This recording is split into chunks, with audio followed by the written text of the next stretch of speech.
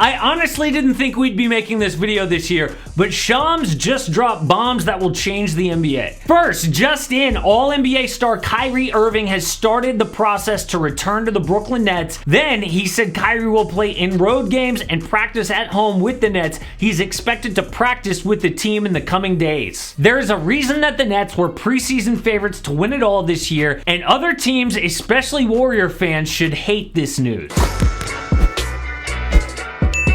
First, let's talk about how this even happened. So we know that Kyrie refused to get vaccinated, and then the city of New York put in a vaccine mandate that basically said unless he could prove he was vaccinated, he couldn't work in a large crowd. Obviously, an NBA arena is a large crowd, so he couldn't play at home games. And then the leadership of the Brooklyn Nets, especially their team owner, Joe Tsai, said, look, if this guy is going to be a distraction and he's only going to be available for us half the time, then you know what? You can just stay away from the team altogether. We're gonna move on without you and develop our own culture and chemistry. Then a few months later, like, we checked in and we said, okay, is Kyrie going to get vaccinated? And the story said, no, he's not even close. And then people asked, okay, now that the vaccine's been out a while, maybe it's gone down and New York will lift that vaccine mandate. No, they aren't gonna do that. So nothing has changed. What I think did happen is Kevin Durant said, I want Kyrie to come back. And as long as that's what Kevin Durant wants, that's what's gonna happen. This proves that the best player on the team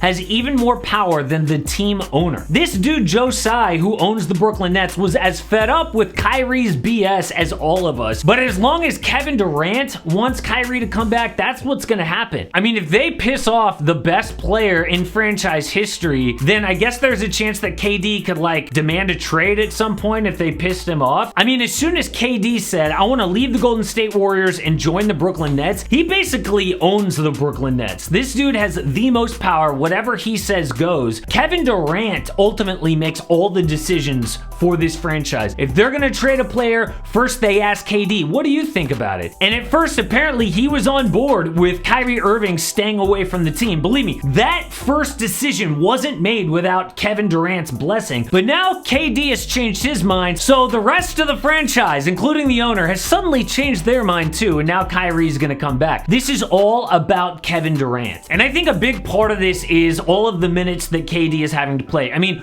why would you bring back Kyrie Irving? Like, you don't need him, right? You're in first place. Kevin Durant is either first or second in MVP voting if you ask people. So, like, things seem to be going great, right? Well, actually, KD is playing a ton of minutes, and considering his injury history and his age and the fact that they need him to be fresh when the playoffs come, no, they're not in a perfect situation. Listen to what Steve Nash just said after they beat the Sixers. I don't know that we can continue to lean on him the way we have. It doesn't feel right. And, you know, I know he's enjoying it. I know he's enjoying playing at the rate he's playing at and trying to, you know, bring his teammates along with him. And it's just been incredible. But at the same time, we know that's not safe or sustainable to continue to lean on him like that. So, you know, there's going to be a lot of consideration, and we'll have to figure out a way to give him breaks. I mean, right now, it's not just KD playing a ton of minutes and the Nets having to figure something out. Teams across the league are missing their star players, and they're signing, like, random G League guys. So yeah, instead of just signing more random G League players or, like, retired players like the Lakers signing Isaiah Thomas, I guess the Nets and Kevin Durant were like, okay, so we're gonna sign who? Some random guy who just played in Europe? No, look, this is stupid. We have Kyrie Irving sitting on his couch. Let's just bring him in. I know it's a headache, but he's better than the alternative. And so now the plan is to have a Hall of Fame player come in, play road games, and practice with the team.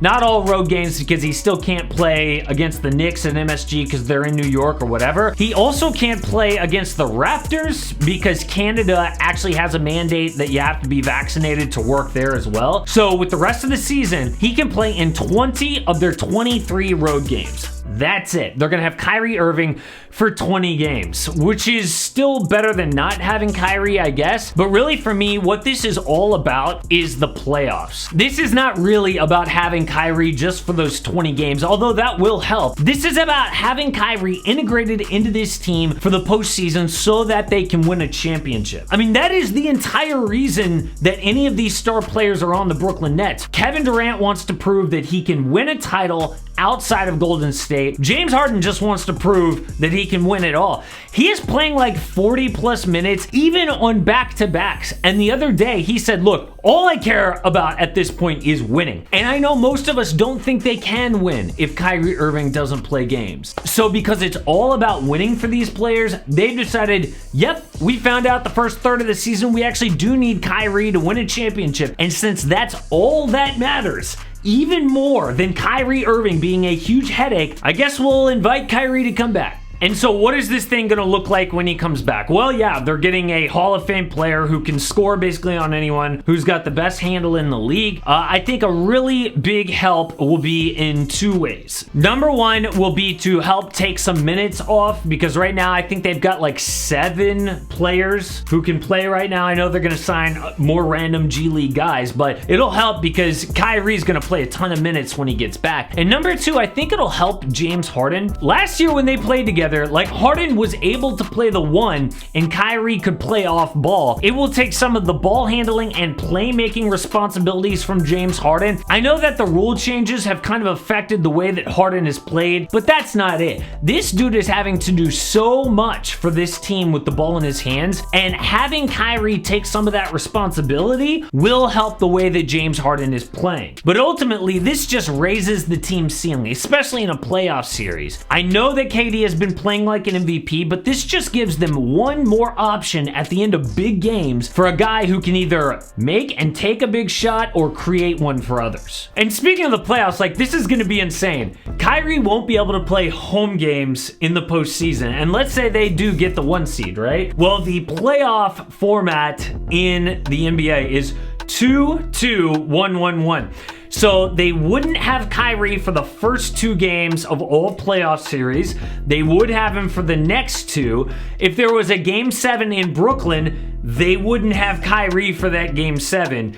So, like, this is not going to be the end of the Kyrie drama. Like, it'll be so frustrating for Brooklyn Nets fans and for this team if you've got a game 7 with the Brooklyn Nets in the postseason, and Kyrie won't be able to play, and the only thing he would have to do to be able to play is just get a vaccine, and I guarantee you he won't do it. And so no, I don't think that this makes the Brooklyn Nets the title favorites. Like, imagine if it's Warriors-Nets in the finals, and for a game 7, not only do they not have Kyrie, but they have all the added just crap. You've got all the added noise, the locker room drama, half the locker room being in favor of Kyrie, half the locker room hating Kyrie. So the Nets not only would have Kyrie Irving drama, they would also have chemistry issues of having Kyrie and then not having Kyrie. And right now, Kevin Durant is on a roll. The dude is playing like an MVP. What is it going to be like when the ball needs to be in Kyrie's hands for 38 plus minutes a game?